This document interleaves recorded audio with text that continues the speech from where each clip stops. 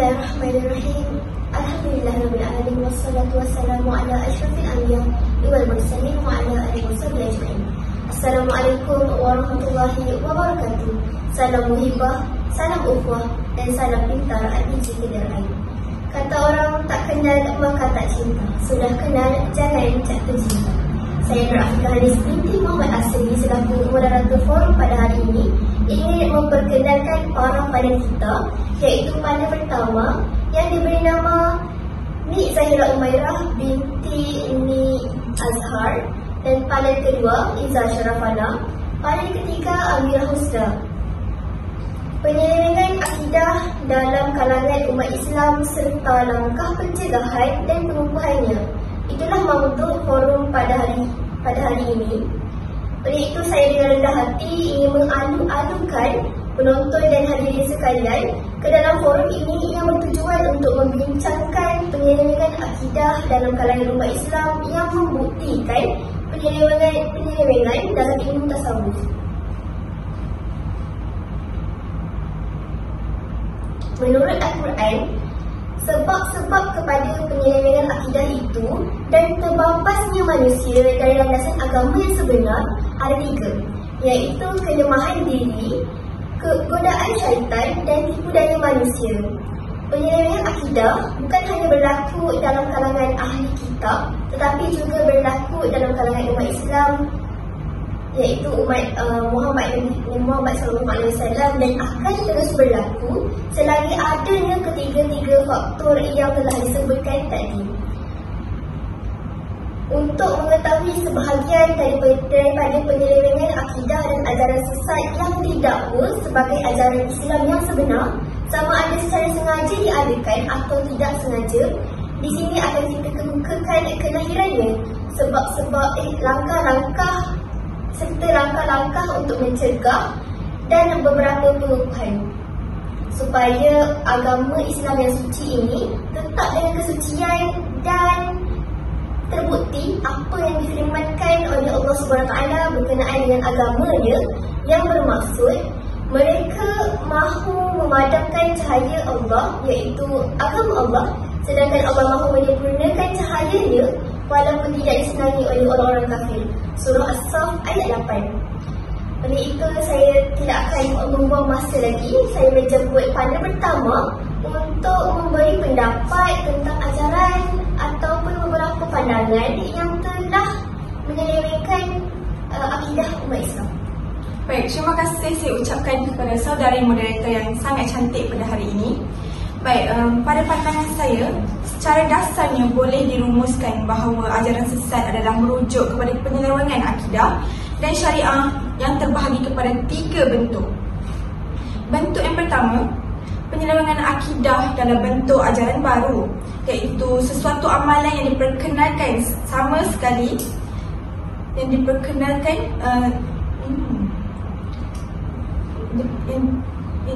yang sama sekali tidak pernah dibawa oleh Rasulullah SAW dan bercanggah dengan ajaran Al-Quran dan Hadis. Ajaran bentuk ini biasanya lahir melalui ajaran yang direka atau dicipta oleh guru-guru atau penganjur ajaran sesat yang menggunakan berbagai-bagai nama, seperti ajaran ilmu hakikat Jahalumin pada tahun 1965 di Selangor, ajaran Ayah Pin, ajaran kumpulan Wahyu Allah, ajaran Tuhan Harun dan lain-lain. Bentuk yang kedua, saya dapat katakan penyelewengan dalam bentuk tarikat, iaitu cara mendekatkan diri kepada Allah sehingga tidak lagi terikat kepada syariat Islam dan menganggap guru sebagai suci dan dapat menyucikan dosa mereka. Biasanya menggunakan nama-nama tarikat yang termasyhur melalui guru-gurunya, menggunakan bentuk amalan yang berbeza dengan asal atau ianya diubah sesuai, seperti iktikad yang ada pada sebahagian golongan tarikat yang menganggap bahawa sesiapa yang sudah sampai ke peringkat tertentu dalam amalan atau tarikat yang mereka ikuti, maka dia tidak perlu bergantung pada syariat, seperti tidak perlu lagi solat, puasa, jihad dan sebagainya. Dan bentuk yang terakhir, penyelewengan dalam bentuk amalan tradisi yang membawa kepada kesyirikan. Bentuk ini lumrahnya diamalkan oleh orang yang dianggap wali, kepercayaan kepada dukun-dukun, pawang, bomoh dalam rawatan tradisional, pemujaan kubur atau pembawa ilmu tertentu, sama ada melalui keturunan atau seperti mencampur adukkan akidah Islam dengan akidah Majusi, Nasrani yang melahirkan ajaran berbentuk batiniah seperti roh perawat bagi membantu pesakit, atau yang dilakukan adalah amalan-amalan syirik yang boleh mengeluarkan seseorang daripada Islam. Baik, saya rasa itu sahaja yang dapat saya simpulkan bagi yang saya dapat katakan tentang penyelewengan akidah. Baik, terima kasih saudari. Yang saya ingat, saudari menceritakan tentang beberapa bentuk, 3 bentuk penyelewengan akidah, antaranya tarikat dan amalan tradisi. Yang pertama apa dia saudari? Yang pertama tadi penyelewengan dalam bentuk ajaran yang baru. Ya, penyelewengan dalam bentuk ajaran yang baru. Jadi ajaran yang telah menyelewengkan agama ni, saya ingin bertanya kepada panel kedua, bolehkah memberi pandangan tentang isu yang akan dibincangkan ini? Baiklah, terima kasih kepada moderator kita pada hari ini. Wah, saya rasa terpukau mendengar saudari panel kita yang pertama menguraikan setiap isi-isinya. Okey, untuk pertama sekali, saya ingin menyatakan tentang akidah. Mengikut pengetahuan saya sendiri, akidah merupakan asas dalam kehidupan manusia dan ini sebagai pegangan kita sebagai umat Islam atau manusia, dan keyakinan kita juga kepada Allah SWT. Baiklah, apabila kita bercakap tentang tajuk kita penyelewengan akidah, dalam arti kata lain, penyelewengan akidah ini merupakan kecuaian kita dalam menjaga akidah, atau dalam arti kata lain, ajaran sesat. Dan ini memberikan kesan negatif kepada masyarakat ataupun manusia yang lain, tidak kira sama ada Islam ataupun tidak. Mengapa? Kerana menurut Muhammad Kamil, beliau mengatakan keruntuhan akidah seseorang individu yang semakin meningkat disebabkan wujudnya unsur-unsur negatif yang dijadikan penjagaan akidah terlalu lemah.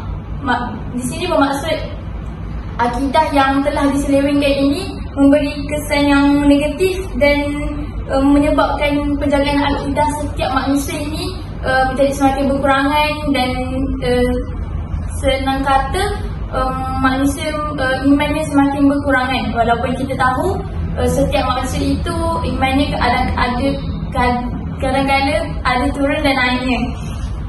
Baiklah, secara jelasnya penyelewengan akidah ni sebenarnya bertentangan dengan ajaran Islam, dan kita sebagai umat manusia perlu menentangnya sekeras-kerasnya.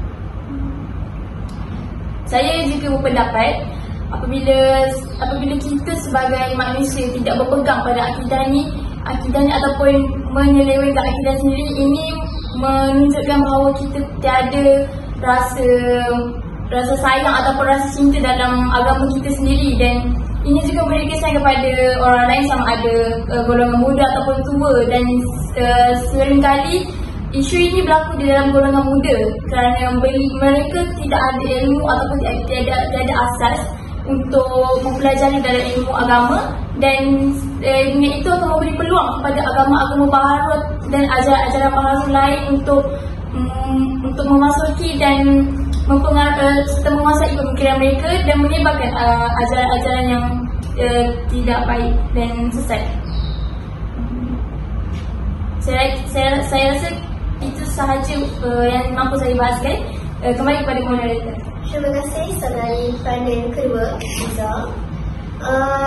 Telah diperkatakan bahawa kecuaian kita dalam menjaga kesucian agama Islam memberi peluang kepada wujudnya penyelewengan akidah.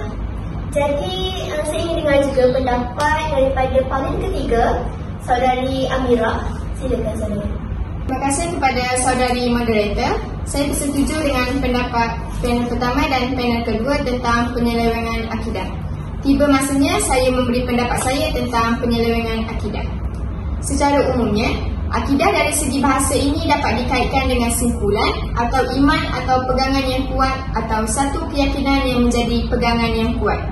Dari sudut istilah pula, akidah merupakan kepercayaan yang pasti dan keputusan yang muktamad yang tidak bercampur dengan syak atau keraguan pada seseorang yang berakidah, sama ada akidah yang betul atau sebaliknya. Penyelewengan akidah ini dalam kalangan umat Islam merujuk kepada pemahaman atau keyakinan yang terpesong dari ajaran asal Islam. Ia boleh berlaku atas sebab-sebab seperti pentafsiran yang salah terhadap sesuatu maklumat, pengaruh budaya atau pemikiran asing atau kurangnya ilmu agama yang mencukupi. Penyelewengan akidah ini merujuk kepada ketidaksesuaian atau penyelewengan dari keyakinan dalam sesuatu agama atau satu kepercayaan.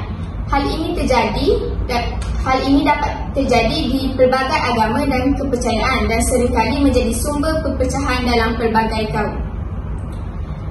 Penyelewengan akidah berasal dari pelbagai faktor, termasuk tafsiran yang salah terhadap suatu maklumat atau tafsiran yang melampau terhadap ajaran-ajaran agama. Dalam Islam, penyelewengan akidah ini seringkali merujuk pada konsep-konsep yang bertentangan dengan ajaran dasar Islam yang terdapat dalam Al-Quran dan As-Sunnah. Contohnya, termasuklah pemahaman yang salah tentang tauhid, iaitu kepercayaan kepada Tuhan, risalah, keyakinan terhadap nabi-nabi dan akhirat, iaitu kehidupan setelah kematian. Penyelewengan lebih kurang itu dapat kesan yang serius pada harmoni dan keutuhan dalam Islam serta menimbulkan perpecahan dalam masyarakat Islam jika menimbulkan isu tentang ajaran sesat. Anak dia suka adidah tak? Aku mahu. Contohnya? Contohnya bid'ah, iaitu inovasi agama yang merupakan salah satu bentuk penyelewengan akidah yang sering berlaku di kalangan umat Islam. Ia merujuk kepada amalan atau keyakinan yang tidak ada asalnya dalam ajaran Islam dan boleh mengganggu kepercayaan yang betul, iaitu ajaran Islam. Hal ini amat penting untuk kita memahami ajaran Islam dengan benar melalui pembelajaran dari sumber yang sahih dan merujuk kepada ilmuwan agama yang terkemuka. Selain itu, komunikasi dan dialog yang membina dalam komuniti Islam juga penting untuk mencegah penyelewengan akidah. Saya rasa itu sahaja daripada saya kembali kepada moderator. Terima kasih saudari Amira. Antara kewujudan ajaran sesat termasuklah kewujudan penyelewengan akidah termasuklah bid'ah. Jadi saya ingin bertanya kepada panel kedua, saudari Iza, apakah langkah yang boleh dilakukan bagi mencegah penyelewengan akidah? Silakan saudari. Baiklah, terima kasih saudari moderator. Baiklah, langkah bagi mengatasi akidah, penyelewengan akidah. Okey, baiklah, saya mengambil langkah dari segi negara ataupun kerajaan. Okey, saya merasakan kerajaan perlu menguatkuasakan undang-undang bagi mengambil tindakan ataupun memberikan tindakan setimpal kepada pesalah-pesalah yang melibatkan diri ataupun terjerumus dalam ajaran sesat. Okey, contohnya setiap pesalah ini diberi hukuman ataupun secara sama ada dipenjarakan ataupun didenda dengan bayaran tunai mengikut tahap ataupun kesalahan-kesalahan yang dibuat oleh mereka.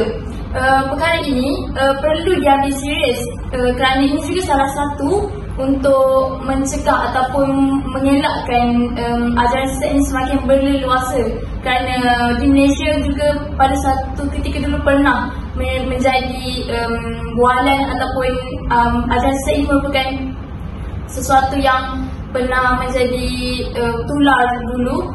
Dan ini akan membahayakan ramai pihak, sama ada golongan atasan, bawahan, muda ataupun tua.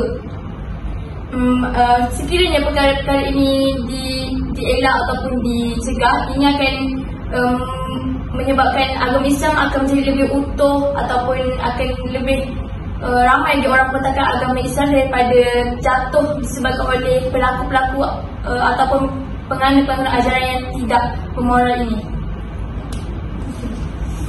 Namun saya juga ada berpendapat melalui masyarakat dalam negara Malaysia juga, masyarakat perlu juga menyemai sikap prihatin ataupun mengambil kisah tentang orang-orang lain, terutamanya dalam umat Islam sendiri, seperti apabila mendengar sesuatu perkara ataupun ajaran-ajaran yang baru diwujudkan. Sebagai masyarakat, kita perlu menentangnya dan perlu menyiasat terlebih dahulu adakah ajaran itu betul ataupun palsu, ataupun ajaran itu bertentangan dengan Islam. Dan saya merasakan tidak peliklah jika orang terdekat dengan kita juga terlibat dalam ajaran sesat ini. Dan apabila kita mendengar atau mengetahui ada orang-orang yang terdekat seperti keluarga ataupun jiran dan sebagainya terjerumus dalam perkara sebegini, kita perlu menegur. Dan menegur bukanlah bermakna hanya menggunakan lisan, kita juga boleh menegur melalui berbagai cara. Saya teringat ada sebuah hadis ini, Nabi Muhammad SAW bersabda, sesiapa antara kamu melihat kemungkaran, hendaklah dia mengubah dengan tangannya. Jika tidak sanggup, maka dengan lisannya, dan jika tidak sanggup juga dengan hatinya. Itu adalah selemah-lemah iman. Jadi sebagai masyarakat, kita tidaklah terhad ataupun mempunyai had bagi membetulkan sesuatu kesalahan yang secara terang-terang kita tahu ianya salah dan tidak betul. Jadi sebagai masyarakat yang bertanggungjawab, kita perlu menegur ataupun lebih mengambil berat tentang hal ini. Saya kira itu sahaja apa yang saya boleh huraikan. Kembali kepada moderator. Terima kasih Saudari Iza. Saudari telah membincangkan dua langkah, iaitu dari segi negara dan juga masyarakat. Namun saya ingin lebih mengetahui dan mendengar daripada panel pertama, Saudari ini, untuk membincangkan lagi apa lagi langkah yang boleh dilakukan bagi mencegah penyelewengan akidah. Baik, terima kasih Saudari Moderator. Bagi saya, terutama sekali dalam pencegahan yang kita lakukan bagi penyelewengan akidah ini bermula daripada peranan ibu bapa itu sendiri. Jadi yang pertama, ibu bapa berperanan bagi menanamkan akidah dalam diri anak-anak. Menurut Dr. Sri Syahrin Nasution, sejak anak itu pandai bercakap, lebih kurang umur 2 tahun, ibu bapa sudah boleh mengajar mereka mengucapkan kalimah-kalimah Allah seperti Bismillah sebelum makan, minum ataupun sebelum melakukan sesuatu pekerjaan. Selain itu, Alhamdulillah, setelah selesai makan atau minum, Astaghfirullah ketika terlanjur membuat kesalahan, Allahu Akbar ketika melihat peristiwa ataupun sesuatu yang mengagumkan, ciptaan Tuhan yang mengagumkan, dan yang terakhir insya-Allah ketika berjanji dengan seseorang. Selain pada itu, ibu bapa juga berperanan menyemai kefahaman akidah secara tidak langsung dalam diri anak-anak ataupun ahli keluarga yang lain. Ibu bapa perlu mendidik dan mengasuh anak-anak dengan membuat perkaitan antara aktiviti harian dengan ilmu akidah. Contohnya, setiap kali makan bersama, ibu bapa perlulah tanamkan dalam jiwa anak-anak bahawa rezeki yang kita makan, kita ada adalah pemberian daripada Allah Subhanahu Wa Taala. Seterusnya, apabila melihat bencana ataupun peristiwa yang mengagumkan seperti gerhana bulan, gerhana matahari, yang sama ada berlaku di kaca televisyen ataupun di depan mata, ceritakanlah bahawa azab Allah ataupun kuasa Allah itu lebih dahsyat dan tiada tandingannya. Selain itu, semasa memakai kasut, ajarkan mereka supaya memulakan dengan kaki kanan kerana mengikut sunnah Nabi. Sunnah ni perlulah ditekankan dan didedahkan kepada anak-anak sejak mereka kecil ataupun sentiasa diingatkan kepada mereka agar sentiasa melakukan perkara-perkara kecil yang boleh mendatangkan pahala secara tidak langsung. Baik, itu sahaja dari saya. Terima kasih Saudari ini, Sahira. Jadi dua langkah yang telah disebutkan tadi berasal daripada satu peranan pihak, iaitu pihak ibu bapa.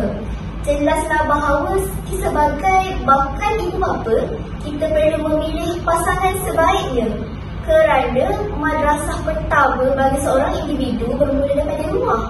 Jadi mari kita teruskan dengan langkah seterusnya yang akan diutarakan oleh panel ketiga, Saudari Amir Husna.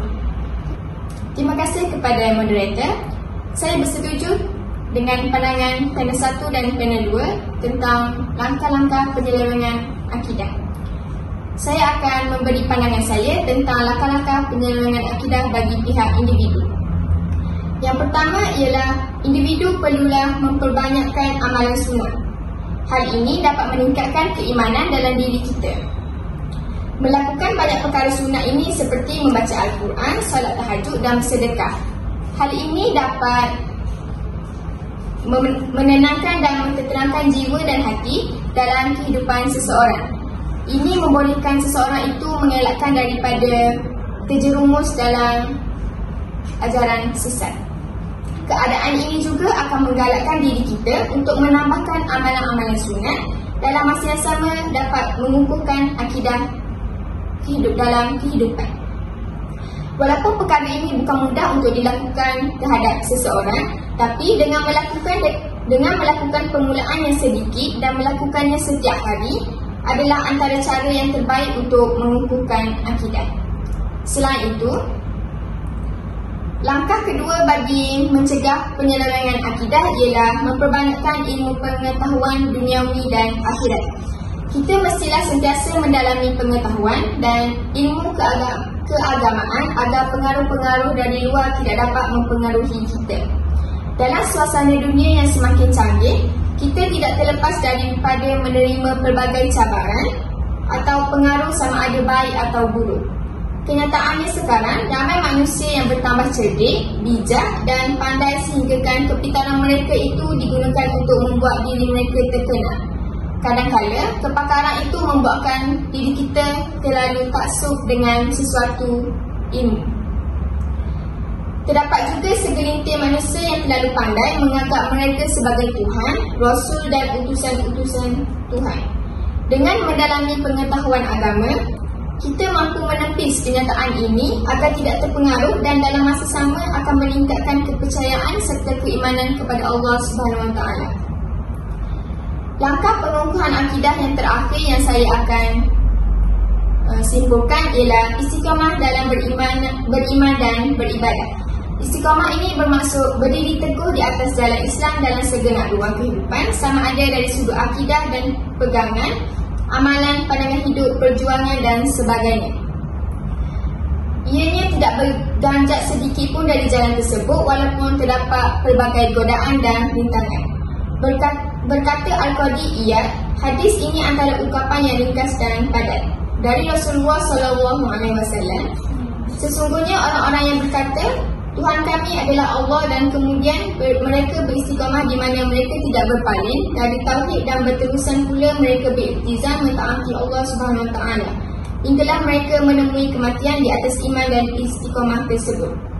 Jadi, istiqamah menurut Qadi Iyad ini ialah tetap teguh di atas landasan tauhid dan mentaati Allah hingga menemui ajal.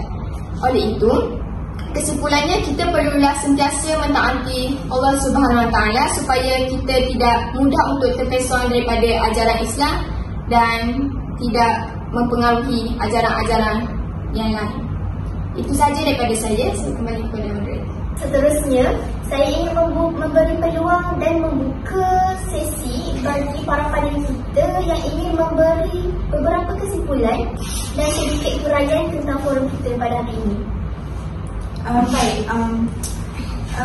Dapat disimpulkan sepanjang forum kita pada hari ini perlulah ditegaskan bahawa isu ajaran sesat bukanlah suatu isu yang boleh dipandang ringan dan ditangani secara sambil lewat sahaja. Isu ajaran sesat ataupun penyelewengan akidah ini merupakan satu isu yang amat penting kerana ia menyentuh kehidupan dan akidah seseorang Muslim. melihat kepada perkembangan ajaran sesat yang semakin banyak bercambah, timbul satu persoalan, setakat manakah ajaran sesat boleh memberikan kesan kepada keislaman dan keimanan seseorang pengikut dan pengasas ajaran tersebut selain ia memberi ancaman yang cukup besar kepada masyarakat dan negara dari aspek keharmonian masyarakat dan keamanan negara. Maka oleh itu, akidah yang berpandukan Al-Quran dan Al-Sunnah memainkan peranan yang amat besar bagi setiap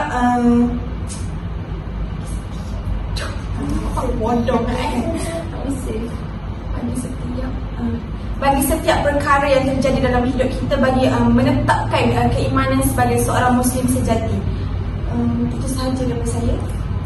Jadi masih ada lagi panel yang ingin memberikan kesimpulan? Baiklah, izinkan saya untuk memberikan kesimpulan dan sedikit penerangan untuk terakhir.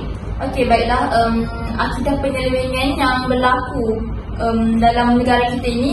Okey, saya ingin simpulkan bahawa akidah ini merupakan sememangnya jelas sebagai tonggak utama dan perkara yang penting untuk kita pertahankan dengan kuat, dan ini dapat menyebabkan dengan dengan ketahanan dan usaha untuk kita mempertahankan akidah ini akan lebih mengukuhkan lagi umat dan terbentuknya umat-umat Islam yang lebih yang melahirkan umat Islam yang sebagai Muslim sejati dan lebih kuat dalam menghadapi berbagai cabaran. Seperti yang kita tahu, apabila semakin hari kita berada, dan sekarang kita berada di akhir zaman yang di mana lebih banyak ancaman-ancaman dan cabaran-cabaran yang akan kita hadapi dan kita hadap. Jadi sebagai umat Islam, kita mestilah bersatu dan bersama-sama menegakkan Islam dan mempertahankan Islam. Dan semoga kita semua dan kita yang di sini juga tergolong dalam golongan yang syahid apabila memerangi dan memperjuangkan agama Islam sehingga ke titisan darah. Baiklah, itu sahaja daripada saya. Kembali kepada moderator. Terima kasih saudari-saudari panel sekalian. Penyelewengan akidah merupakan masalah yang semakin berleluasa di Malaysia. Berbagai jenis ajaran yang didapati muncul dalam forum kita pada hari ini. Jika tindakan membanterasnya ataupun langkah mencegahnya tidak diberi tumpuan yang bersungguh-sungguh oleh golongan ataupun pihak yang bertanggungjawab, perkara ini akan merosakkan akidah masyarakat dan akhirnya menjejaskan keutuhan dan perpaduan serta kedaulatan dalam negara kita. Bagi mengakhiri forum kita pada hari ini, saya mewakili para panel mengucapkan ribuan terima kasih kepada para penonton dan hadirin sekalian kerana telah menyaksikan forum bicara yang membicarakan tentang penyelewengan akidah dalam kalangan umat Islam serta langkah pencegahannya. Saya mengakhiri forum ini dengan sekian. Wabillahi taufiq wa hidayah. Wassalamualaikum warahmatullahi wabarakatuh.